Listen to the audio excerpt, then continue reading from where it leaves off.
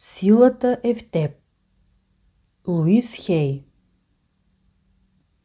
Продължение на световния бестселър "Излекувай живота си". За автора.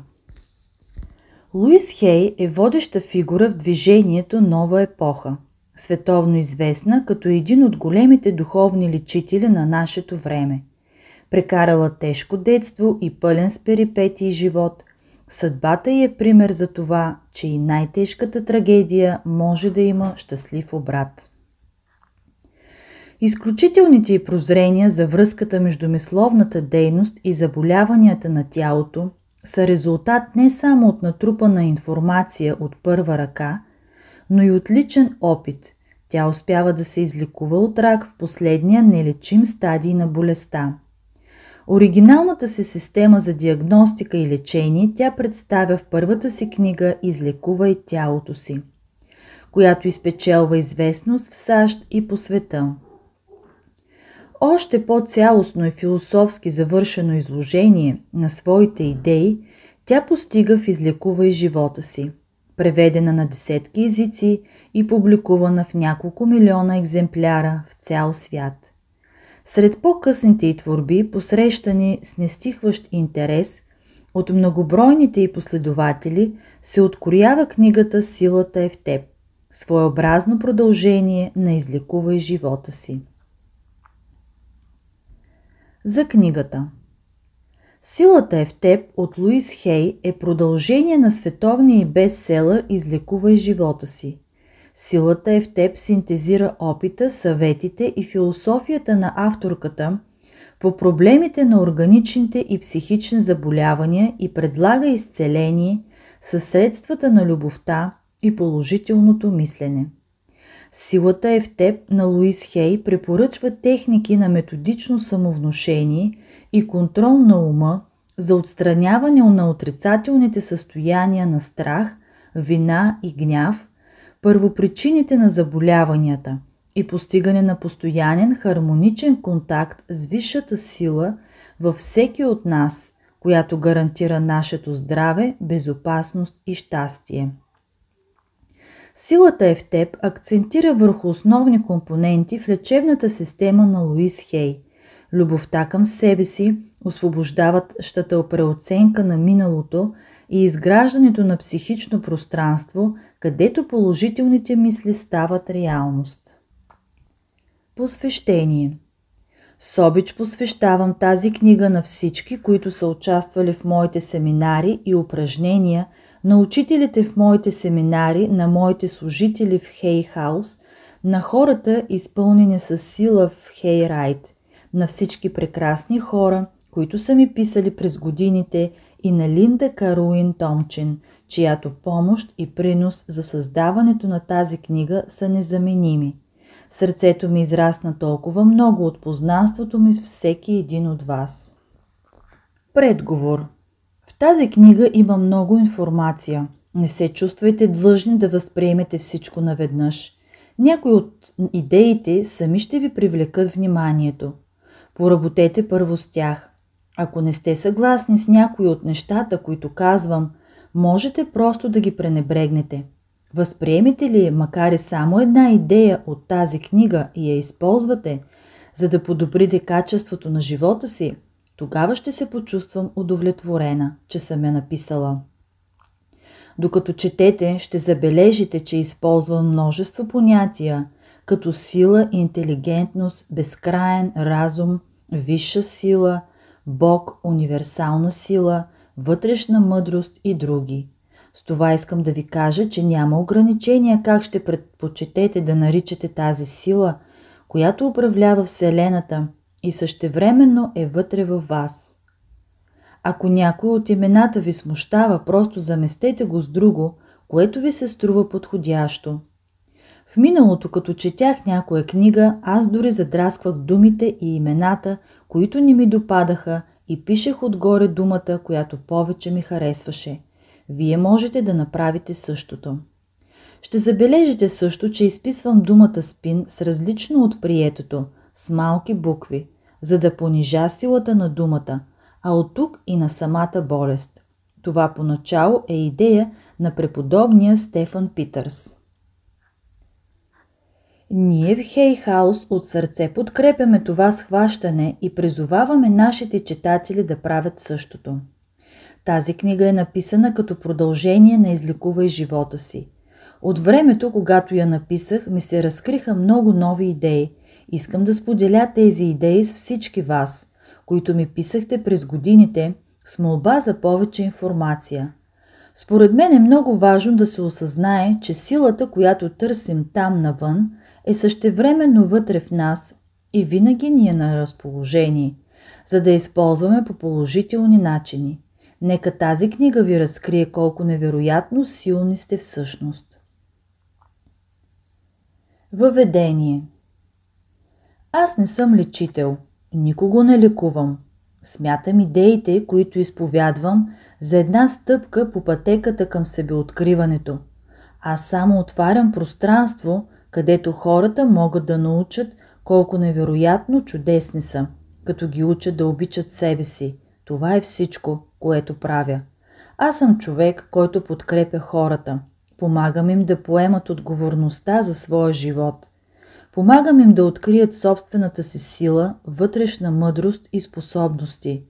Помагам им да премахнат задръжките и бариерите от пътя си, за да могат да обичат себе си, независимо през какви обстоятелства ще преминат. Това не означава, че няма никога повече да имаме проблеми. Огромната разлика е в начина, по който ние реагираме на проблемите. След като години наред давах индивидуални консултации на клиентите си и насочвах стотици от тях към семинари и програми за интензивна тренировка из цялата страна и по цял свят, открих, че има едно едничко нещо, което лекува всякакви проблеми, и то е да обичаш себе си. Когато хората започнат да се обичат все повече с всеки изминал ден, удивително е колко по-добър става живота им и колко по-добре се чувстват те. Те намират работата, която желаят, получават доходите, които са им нужни. Отношенията им с другите или се подобряват, или лошите се разтапят и започват нови. Това е много просто предварително условие – да обичаш себе си.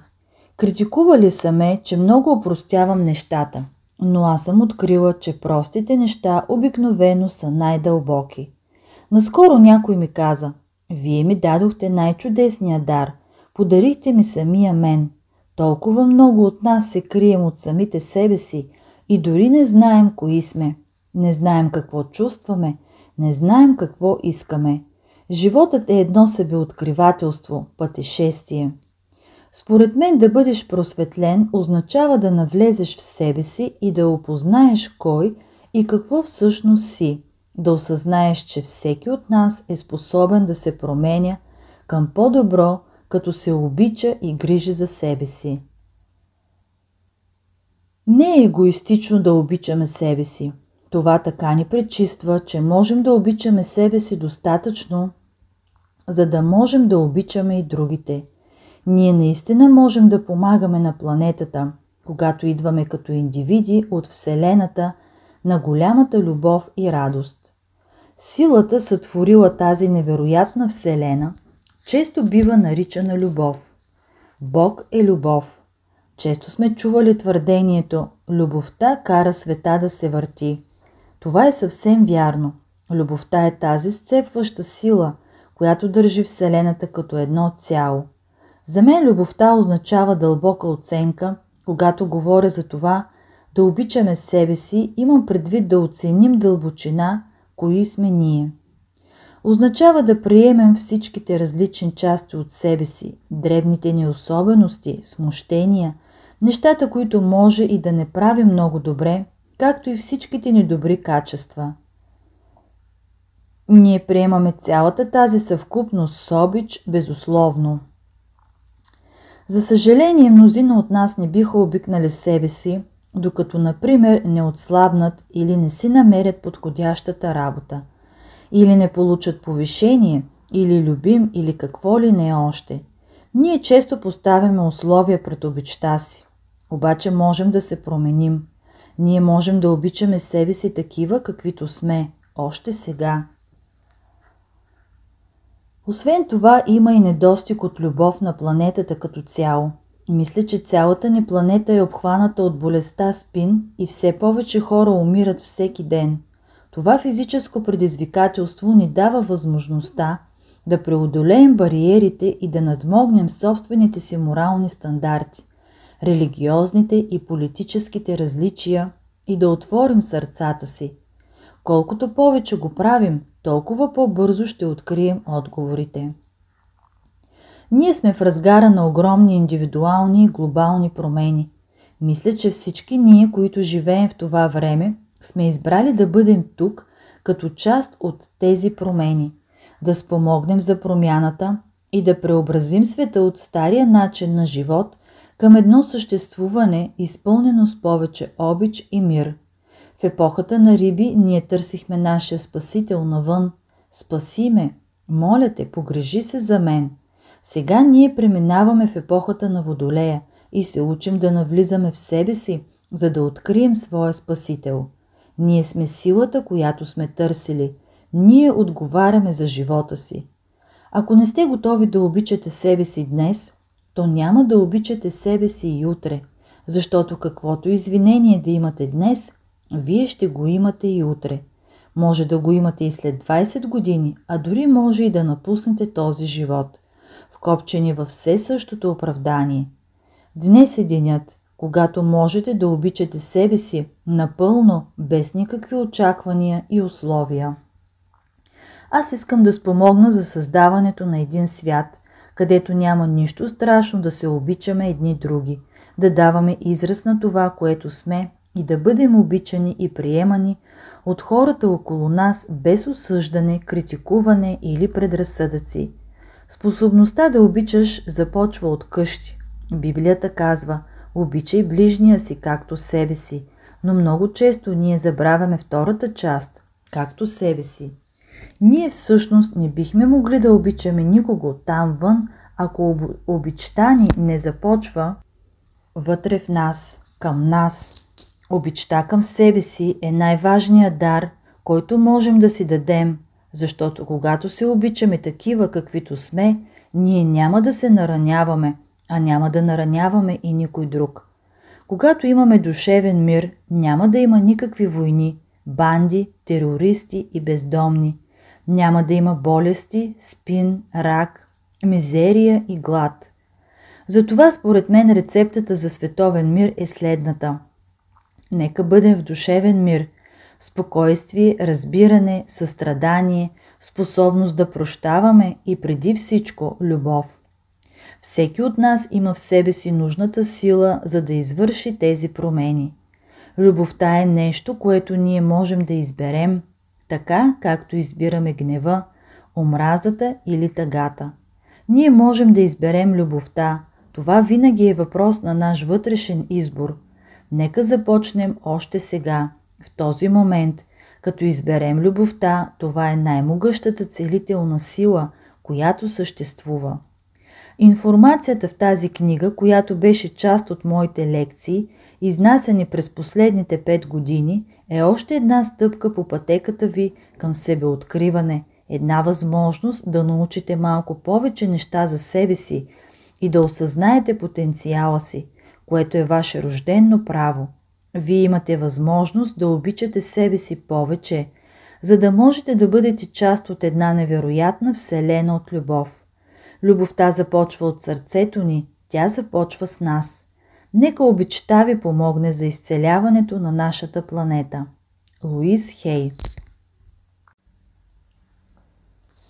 Първа част. Осъзнаване на себе си. Когато разширяваме мисленето и възгледите си, нашата обич блика свободно. Когато стесняваме кръгозора си, ние заприщваме извора й. Глава 1. Силата вътре в нас. Колкото повече се свързвате с силата в себе си, толкова по-свободни можете да бъдете във всички области на живота си. Кой сте вие? Защо сте тук? Какви са възгледите ви за живота? От хилядолетия насам за намирането на отговор на тези въпроси е било нужно човек да навлезе в себе си. Но какво означава това? По мое убеждение, у всеки от нас има една сила, която с обич ни насочва към съвършено здраве, съвършено отношение с хората, съвършена кариера. Тази сила може да ни донесе благополучие във всяко нещо. За да постигнем тези неща, ние първо трябва да повярваме, че са възможни. След това трябва да проявим волята да се освободим от онези модели на поведение в живота ни, които пораждат нежелани от нас състояния. Това се постига като навлезем в себе си и отприщим вътрешната сила, която поначало знае кое е най-добро за нас. Решим ли да пренастроим живота си към тази по-висша сила вътре в нас, силата, която ни обича и поддържа, ние можем да изградим живот, изпълнен с повече обич и благоденствие. Според мен, нашия ум винаги е свързан с единния безкрайен разум.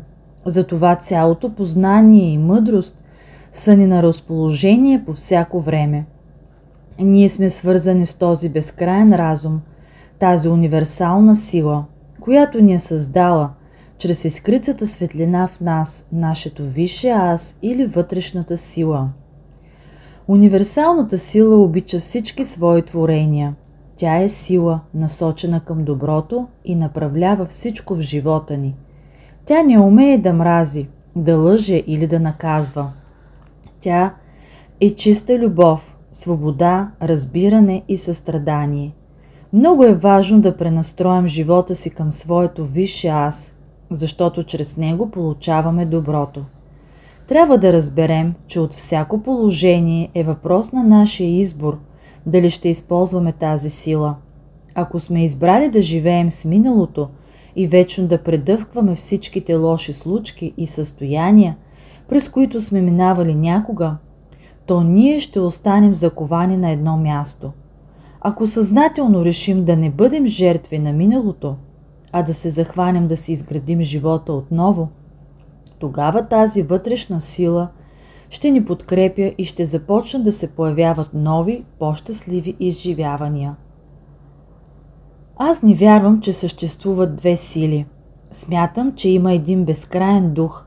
Много е лесно да кажете, това се дължи на дявола или на тях, но всъщност всяко нещо се дължи единствено на нас и ние или използваме мъдро силата, която имаме, или я използваме погрешно. Имаме ли дявол в сърцето си? Осъждаме ли другите за това, че са по-различни от нас? Какво избираме? Чувство за отговорност или обвиняване.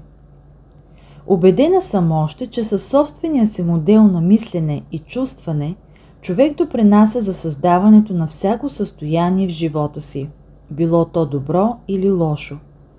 Мислите, които мислим, пораждат нашите чувства и тогава започваме да живеем живота си в съответствие с тези чувства и възгледи. Това не означава, че трябва да се чувстваме виновни за лошите неща в живота ни.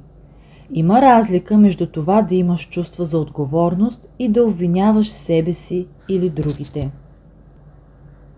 Като казвам отговорност, всъщност имам предвид това да имаш сила.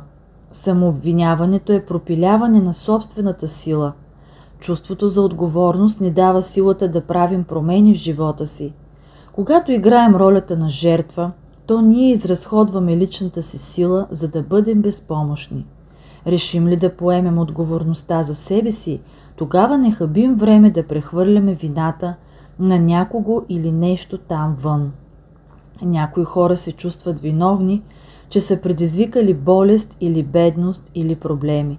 Те са направили избора да тълкуват чувството за отговорност като чувство за вина. Такива хора изпитват чувство за вина, понеже смятат, че са се провалили в нещо. Но те обикновено са склонни да приемат всяко нещо като повод за вина, защото това е просто друг начин да се изкарват неудачници. Но не за това говоря. Ако се умеем да използваме проблемите и болестите си като поводи да се замислим как можем да променим живота си, това означава, че имаме сила. Много хора, преодоляли трагично заболяване, твърдят, че това е най-прекрасното нещо, което им се е случвало, понеже им е дало шанса да преосмислят живота си.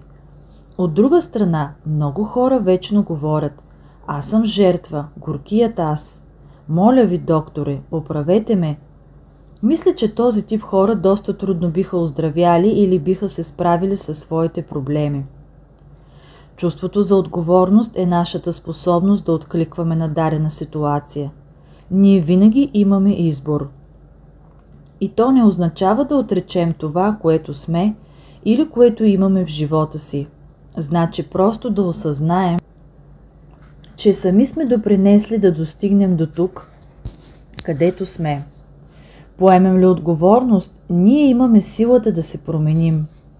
По-добре да кажем: какво мога да направя, за да променя това? Нужно е да разберем, че всеки от нас разполага с лична сила по всяко време. Зависи от това как я използваме. Мнозина от нас сега си дават сметка, че са израснали в разстроени семейства. Ние влачим със себе си множество негативни чувства спрямо собствената ни същност и отношението ни към живота. Моето детство бе изпълнено с насилие, включително сексуално. Аз копнеех за обич и нежност и нямах никакво самочувствие. Дори след като на 15 годишна възраст напуснах дома си, продължих да срещам насилие под различни форми. Тогава още не бях осъзнала, че модела на мислене и чувстване, който съм възприела по-рано в живота си, докарва до мен това насилие. Децата често откликват на душевната атмосфера на възрастните край себе си.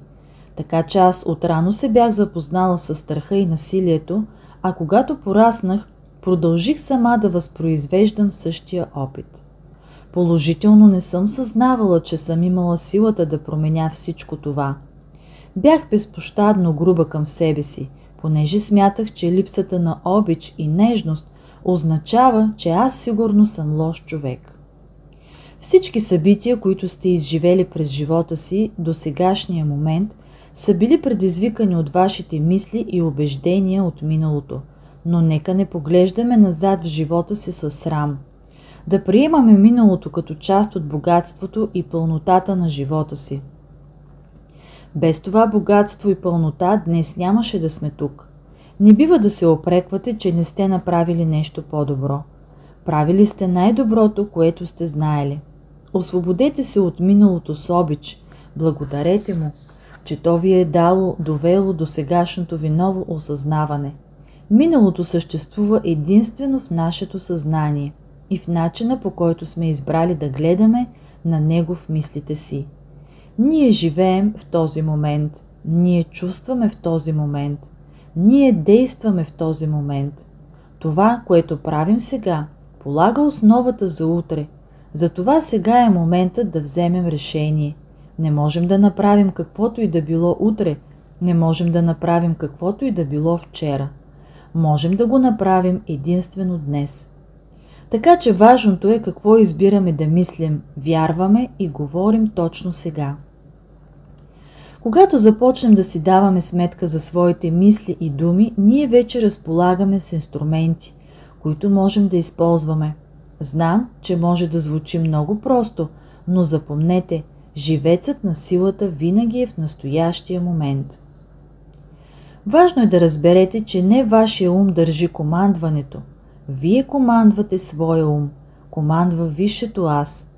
Затова можете да престанете да мислите тия стари мисли, когато старото ви мислене опита да се върне и каже: толкова е трудно да се промениш, вие поемете командването над мислите си.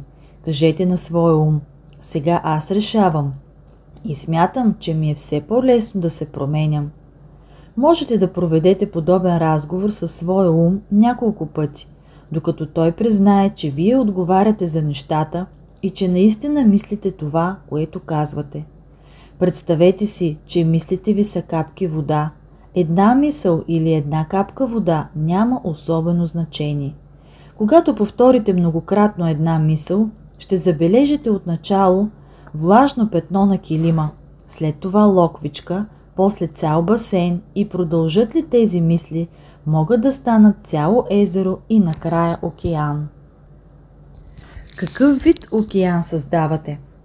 Един замърсен, токсичен океан, в който не може да се плува, или един кристално бистър син океан, който ви подканва да се насладите на ободряващите му води. Хората често споделят пред мен: не мога да отхвърля еди коя се мисъл. Аз винаги им отговарям: можете. Спомнете си колко пъти сте отхвърляли някоя положителна мисъл. Просто трябва да кажете на ума си, че тъкмо това смятате да направите. Трябва да го убедите да престане да мисли негативно. Не казвам, че трябва да се борите с мислите си, когато искате да промените нещо. Налети ли ви лоша мисъл, просто и кажете: благодаря, че сподели с мен. По този начин вие не отричате това, което е у вас, но не отдавате от силата си на лошата мисъл. Кажете си, че повече нямате намерение да се поддавате на негативното. Вие искате да си формирате други начин на мислене. И още веднъж, не е нужно да се борите с мислите си. Просто ги осъзнавате и продължавате нататък. Не се давате в морето на собствените си лоши мисли, когато можете да плувате в океана на живота. Вашето предназначение е да бъдете една чудесна, изпълнена с любов изява на живота. Животът ви чака да се отворите за него, да се почувствате достоен за доброто, което той пази за вас. Мъдростта и интелигентността на Вселената са ваши и ви чакат да ги ползвате. Животът е на ваше разположение, готов да ви подкрепя. Доверете се на вътрешната сила в себе си. Тя винаги е с вас. Ако се оплашите от нещо, много е полезно да насочите вниманието си към своето дишане. Как дъхът влиза и излиза от тялото ви. Вашето дихание, най-скъпоценната субстанция на живота, ви е дадено безплатно. Имате от него достатъчно, за да ви стигне до края на живота. Вие приемате тази скъпоценна субстанция, без изобщо да се замислите, обаче се съмнявате, че животът може да ви осигури и всичко останало, което ви е нужно. Сега е времето да научите за собствената си сила и на какво сте способни. Поемете пътя навътре в себе си и открийте кой сте. Всеки от нас има различни възгледи. Вие имате право на своя, аз имам право на моя. Каквото и да става по света, едничкото, на което можете да се осланяте, е собствената ви преценка за това какво е правилно за вас. Трябва да откриете вътрешния си пътеводител, защото той е мъдростта, която знае конкретните отговори за вас. Не е лесно да се вслушате в себе си, когато приятелите или семейството ви нареждат какво да правите. Въпреки това, всички отговори на всички въпроси, които изобщо ще задавате някога, са вътре във вас сега. Всеки път, когато казвате «не знам», вие затваряте вратата към собствената си вътрешна мъдрост. Посланията, които получавате от своето висше аз, са положителни и винаги ви подкрепят. Започнете ли да получавате отрицателни послания, значи действате от нивото на своето его и на човешкия си ум, или дори на въображението си, макар често пъти чрез въображението и сънищата да не се явяват и положителни послания. Подкрепете себе си, като правите подходящия за вас избор. Когато ви обземат съмнения, запитайте се: дали вземам това решение с любов към себе си? Правилно ли е това за мен сега? В някой друг момент, ден, седмица или месец, по-късно може да вземете друго решение, но се задавайте тези въпроси във всеки отделен момент. Когато се научим да обичаме себе си и да се доверяваме на висшата сила, ние се превръщаме в сътворци заедно с безкрайния дух на един изпълнен с обич свят. Обичта към самите себе си ни превръща от жертви в победители. Обичта към себе си привлича към нас прекрасни преживявания. Забелязвали ли сте, че хората с добро самочувствие са естествено привлекателни? Те обикновено излъчват нещо просто прекрасно. Щастливи са от живота си. При тях нещата стават с лекота и без усилия. Аз отдавна научих, че съм същество в единение с Божието присъствие и сила. Съзнавайки това, че мъдростта и проникновението на духа са вътре в мен, аз следователно съм божествено напътствана в отношенията ми с всички останали на планетата. Както всички звезди и планети са разположени на техните съвършени орбити, така и аз се намирам в своя божествен правилен ред. Може и да не разбирам всичко с ограничения си човешки ум на космическо ниво, обаче аз съзнавам, че съм на правилното място, в правилното време и върша правилното нещо. Сегашният ми опит е стъпало към ново осъзнаване и нови възможности. Кой сте вие? Какво сте дошъл да научите? На какво имате да научите другите? Всеки от нас има свое собствено уникално предназначение. Всеки от нас е нещо повече от своята личност, от своите проблеми, страхове и болести. Ние сме нещо много повече от нашето тяло. Всеки от нас е свързан с всеки го други го на планетата и с живота като цяло. Всеки от нас е дух, светлина, енергия, вибрация и обич. И всеки от нас разполага с силата да изживее живота си според своето предназначение и смисъл.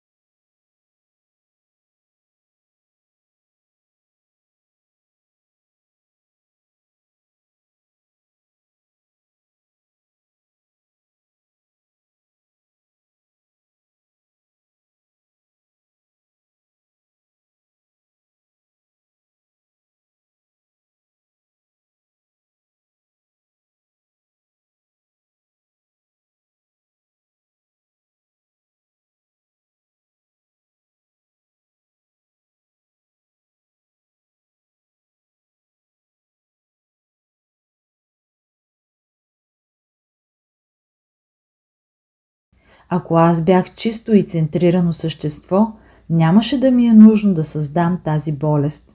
Сега като погледна назад, смятам, че по времето, когато ми поставиха диагнозата, аз съм се чувствала достатъчно сигурно, за да позволя на болестта да се покаже на повърхността и да ме накара да направя нещо за нея, а не да остане като поредната скрита тайна, която нямаше да науча до смъртта си.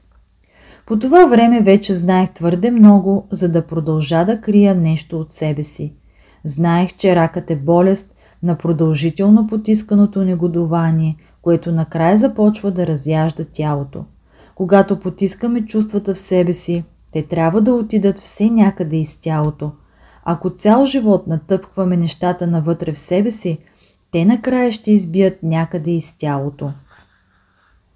Започнах все по-пълно да осъзнавам, че негодуванието в мен има нещо общо с това, че като дете съм била физически, емоционално и сексуално насилвана. Естествено, че ще изпитвам негодование. Изпитвах горчевина от миналото си и не можех да простя. Никога не бях се опитвала да изменя или освободя тази горчевина, за да си отиде. Когато напуснах дома си, смятах, че това е едничкото, което мога да сторя, за да забравя какво ми се е случило. Мислех, че съм го оставила зад себе си, а всъщност просто го бях заровила по-дълбоко. Когато открих своята метафизическа пътека, аз обвих чувствата си с красив слой духовност и по този начин покрих доста буклук в себе си. Издигнах си зид, който буквално прегради достъпа до собствените ми чувства. Не знаех коя съм или къде съм. След като ме поставяха диагнозата, започнах истинската си вътрешна работа, насочена към това да опозная себе си. Слава Богу, разполагах с инструменти, които можех да използвам. Знаех, че за да постигна трайни промени, трябва да навляза дълбоко в себе си. Да, лекарът можеше да ме оперира и да ми назначи нужното за болестта лечение в момента, обаче ако аз не променях начина си на мислене и чувстване, сигурно щях да я предизвикам отново. Винаги ми е било интересно да разбера къде в тялото си един човек е разположил своя рак, в коя страна на тялото са туморите, отляво или отдясно. Дясната страна представлява мъжкото начало, там откъдето ние даваме навън. Лявата е женската, приемащата страна, там където получаваме. Почти през целия ми живот, когато нещо не е било наред, то винаги се е проваляло в дясната страна на тялото ми. Именно там аз съм складирала цялото си негодование против втория ми баща. Вече не ме задоволяваше само да ми върви на зелен светофар или да намирам лесно място за паркиране. Знаех, че имам да навлизам много по-надълбоко. Установих, че ако не напредвах в живота си толкова, колкото исках, то е защото не бях разчистила боклуците от детството си, а и не изживявах истински това, на което учех другите. Трябваше да осъзная съществуването на детето в себе си и да започна да се занимавам с него. Вътрешното дете имаше нужда от помощ, защото все още много страдаше. Бързо и много сериозно започнах програма за самоизцеление. Концентрирах се изцяло над себе си и не се занимавах почти с нищо друго. Посветих се изцяло на целта да оздравея. Някои от нещата, с които се занимавах, бяха малко необичайни, въпреки това ги правех. В край на краищата най-важното беше моя живот. През следващите 6 месеца работех почти по 24 часа на денонощие.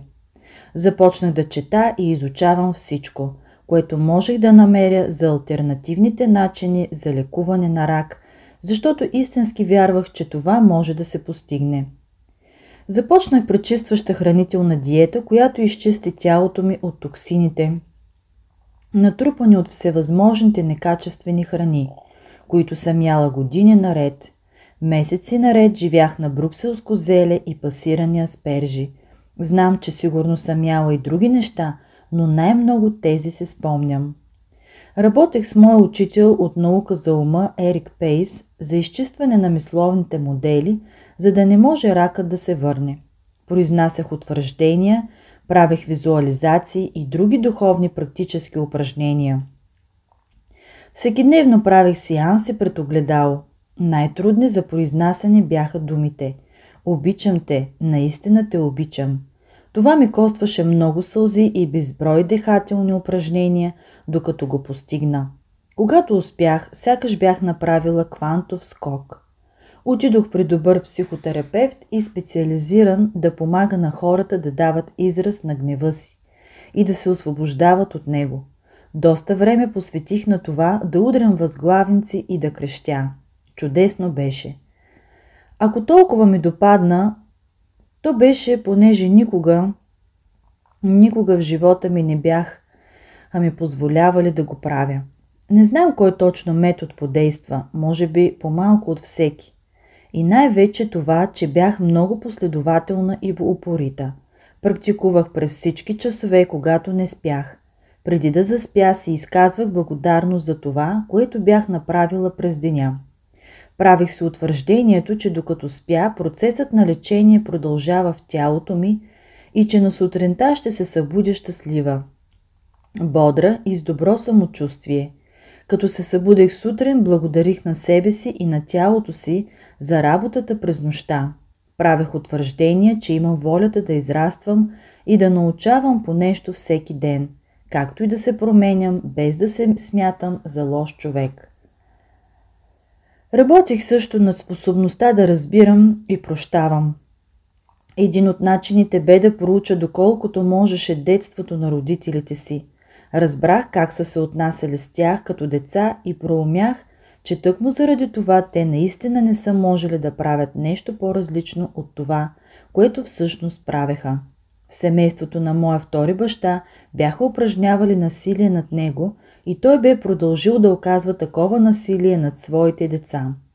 Майка ми е била възпитана да приема, че мъжът винаги има право и трябва само да му стоиш на крака и да го оставиш да прави каквото си иска. Никой не ги бе учил на по-различно отношение. Това беше техният начин на живот. Стъпка по стъпка аз започнах все повече да ги разбирам и това ми позволяваше да започна процеса на прошка. Колкото повече прощавах на родителите си, толкова по-склонна бях да прощавам на себе си. Изключително важно е да сме способни да прощаваме на себе си. Мнозина от нас навреждат на вътрешното си дете не по-малко от родителите си. Ние просто продължаваме да оказваме насилие, а това е много печално. Когато сме били деца и други хора са се отнасяли зле към нас. Ние не сме имали особен избор, но когато пораснем и ние самите продължим да малтретираме вътрешното дете, това е катастрофално. Когато започнах да се прощавам, аз започнах да вярвам в себе си. Открих, че когато не вярваме на живота или на другите хора, това всъщност е понеже не вярваме в себе си. Не вярваме на своето висше аз, че се грижи за нас във всички ситуации, затова казваме: никога повече няма да се влюбя, защото не искам отново да ме нараняват. Или никога повече няма да допусна това да се случи. А всъщност това казваме: не ти вярвам достатъчно, че ще се грижиш за мен, затова ще стоя настрани от всичко. Накрая започна да си вярвам достатъчно, за да се погрижа за себе си и открих, че ми е все по-лесно и по-лесно да обичам себе си, след като съм се повярвала. Тялото ми оздравяваше и сърцето ми оздравяваше. По такъв неочакван начин бе започнало моето духовно израстване. Като допълнителна награда започнах да изглеждам по-млада. Клиентите, които привличах вече, бяха все хора с желание да работят над себе си. Те постигаха огромен напредък. Без аз всъщност да съм говорила нищо особено. Те усещаха и чувстваха, че аз живея в съгласие с възгледите, които им преподавам. Затова им беше лесно да приемат тези идеи. И естествено показваха положителни резултати. Качеството на живота им започна да се подобрява. Веднъж постигнем ли мир със себе си на вътрешното ниво, животът сякаш тече много по-приятно. И на какво ме научи този опит в личен план? Осъзнах, че имам силата да променя живота си. Щом имам волята да променя мисленето си и да се освободя от моделите, които ме задържаха да живея в миналото. Този опит ми даде вътрешното познание, че ако истински желаем да направим нещо, ние можем да постигнем невероятни промени в съзнанието си, в тялото си, в живота си. Където и да се намирате в живота, какъвто и да е вашия творчески принос, каквото и да ви се случва, вие винаги правите най-доброто, на което сте способни, в съответствие с разбиранията, съзнанието и познанието, които имате. А когато научите повече, вие ще го правите и по различен начин. Както стана с мен. Не се опреквайте за това къде се намирате. Не се обвинявайте, че не сте направили нещо по-бързо или по-добре. Кажете си, правя най-доброто, което мога и макар в момента да съм в доста трудно положение, ще се измъкна някак от него. Тъй, че хайде да открием най-добрия начин да сторя това. Ако само си казвате, че сте глупави и за нищо не ставате, тогава оставете закован на едно място. Вие имате нужда от собствената си любяща подкрепа, ако искате да направите промени. Методите, които ползвам, не са мои изобретения. Повечето от тях съм научила от наука за ума и тях в основни линии преподавам. И все пак тези принципи са стари колкото света, в което и древно духовно учение да се зачетете, ще откриете едни и същи послания. Аз съм подготвена за пастор от църквата на религиозната наука, обаче не принадлежа към никоя църква. Аз съм свободен дух. Излагам учението на прост език, за да може да достигне до много хора. Тази пътека е чудесен начин да се ориентираш в себе си и истински да проумееш за какво изобщо е живота и как да използваш ума си, за да поемеш отговорност за своя живот. Когато аз започнах всичко това преди около 20 години, нямах представа, че някога ще бъда в състояние да нося надежда и помощ на толкова хора, както правя днес.